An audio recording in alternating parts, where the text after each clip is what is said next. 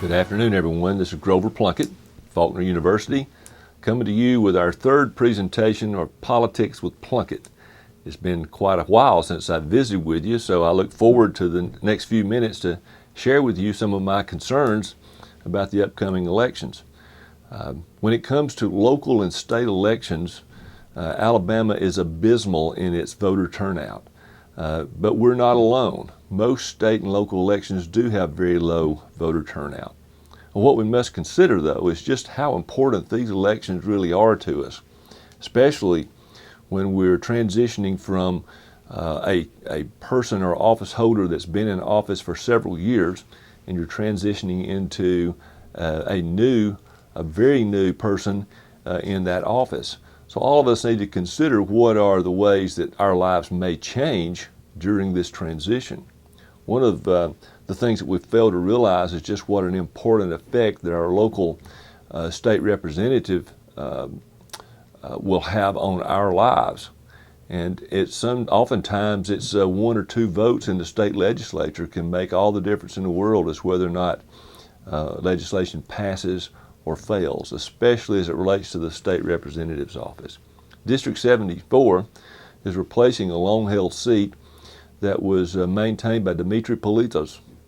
His office was held for 5 or 6 years by this man. He was highly regarded by many and tragically died of a heart attack in recent months. That seat is contested today by Charlotte Meadows, a local businesswoman and someone who's not unknown in political circles in Montgomery, and Michael Fritz, who is a local bankruptcy attorney, who I believe is running for one of his first elected offices. So this election is going to be important because it is the runoff for the Republican nominee for that seat. Ms. Meadows received some 44% of the vote in the primary election, and Fritz received somewhere around 20 to 22% of the vote. So there's a lot of voting percentage out there to be garnered by both of them, and it's not a done deal as to who will be elected.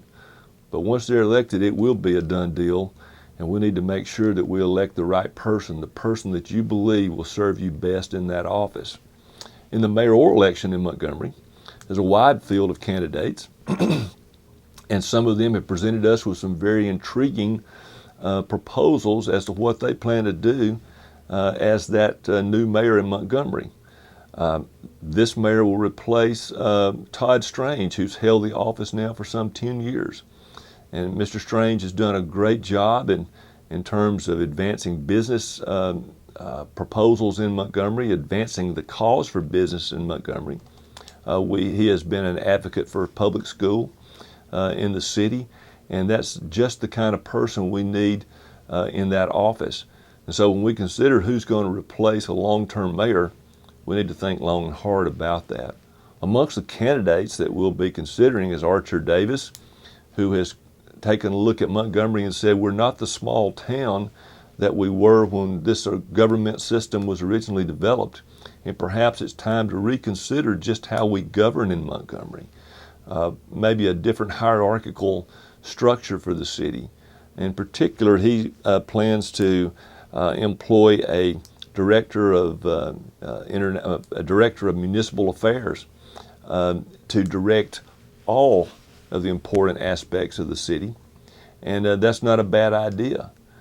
Stephen Reed is our local probate judge, and I have to say Mr. Reed has done a superb job in running our probate office, made improvements that maybe you haven't noticed, but if Mr. Reed makes such improvements in the city of Montgomery, then certainly he would be someone that you would want to consider, at least as a possibility. Elton Dean is another candidate for that office, and he is presently on the Montgomery County Commission. He's a strong advocate for schools. He had introduced the school day tax holiday so that we can buy school supplies and clothing for children going back to school on a day when there's no sales tax charged, and has introduced a number of innovative measures that we need to consider as it relates to what he might possibly be able to do for us here in the city of Montgomery. Bibby Simmons, also another candidate who has made some proposals that you may find interesting. In particular, he would like to bring a professional soccer team to the city of Montgomery. He believes that that will increase business and increase interest in the city, and especially the downtown area. I have to applaud his out-of-the-box thinking to cause us to consider new and innovative ways to look at government. Now, there are a number of others, and I have not considered all their plans yet. But I would invite you to begin to take a look at this election very seriously. It will have a direct impact upon schools, crime, and business in the city. So think long and hard about your mayoral election. Now, the most interesting of elections that we're considering now is the 2020 presidential election. Donald Trump in 2016 was not predicted by anyone to win that election. Donald Trump has done a superb job in improving the economy, reducing regulation. He's appointed a number of justices to the Supreme Court, as well as a whole handful of federal judges. Now, these appointment of judges are going to have influence over our lives for a generation. And that's what makes this election so important. If President Trump is reelected, he is likely to appoint an additional 2 justices to the Supreme Court.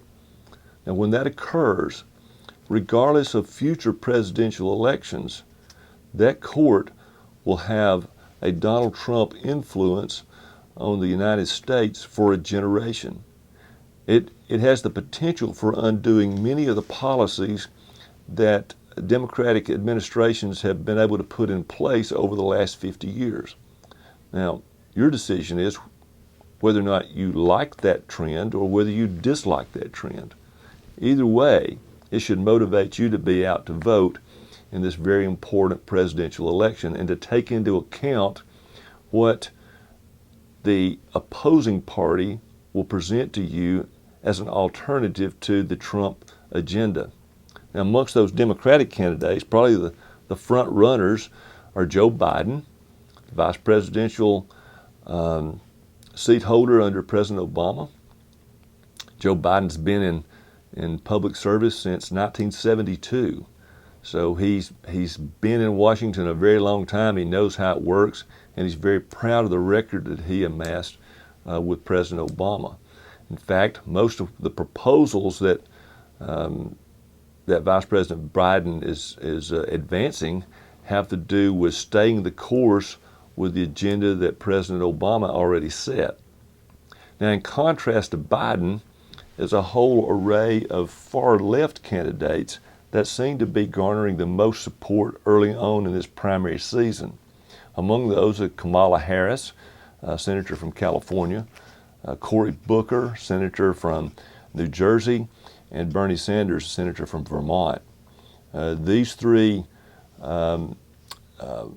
candidates in opposition to Biden are much further to the left in the party than Biden. Biden is more of a moderate Democrat, but we are seeing Biden being forced to move to the left in order to garner primary votes. If this occurs, it will be very difficult for Biden to move the party back to a moderate position in a general election. And the most important agenda for the Democratic Party today is defeat Donald Trump, because the most pressing issue has to do with the things that Trump can do that will last for a generation. So we have to take a strong look, an important look at what is socialism, because that's what is being proposed. And socialism, in its face value, appears to present an overwhelming equality to the individual. But what is really occurring is socialism is asking the individual to give up some personal liberties in order for government to provide greater security to the individual. Now, this is very appealing to many, especially young voters who are trying to figure out how to go to college with the overwhelming debt that they accumulate or the overwhelming costs they have to expend in order to get a college education. Now, when the presidential candidate says that they want to make college education free to all, that's a very That's a very appealing prospect to that young person who's trying to figure out how to navigate their individual future. The older individuals in America are attracted by the idea of a socialistic form of health care, because as they age and face more and more infirmities, they're seeking for inexpensive ways in which to be certain that they can be properly taken care of in a health care system. Both of these appeal to extremes within the demographic of the Democratic Party. Now, in the middle, there is this moralistic aim toward a more open border system and globalization. Immigration seems to be emerging as one of the primary assaults that the Democratic Party will bring against President Trump.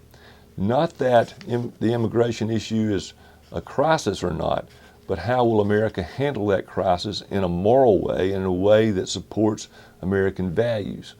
On the left, we talk about compassion and American values. On the right, President Trump's camp, we're talking about the rule of law and attaining a system that all will have to abide by, even immigrants that are moving in from Mexico.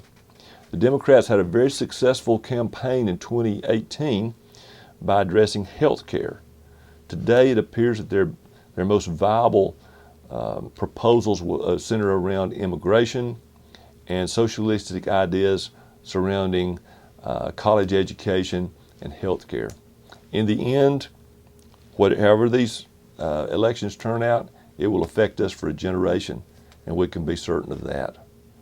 I hope you all will join us again the next time we're together with you for another opportunity to visit with you on Politics with Plunkett.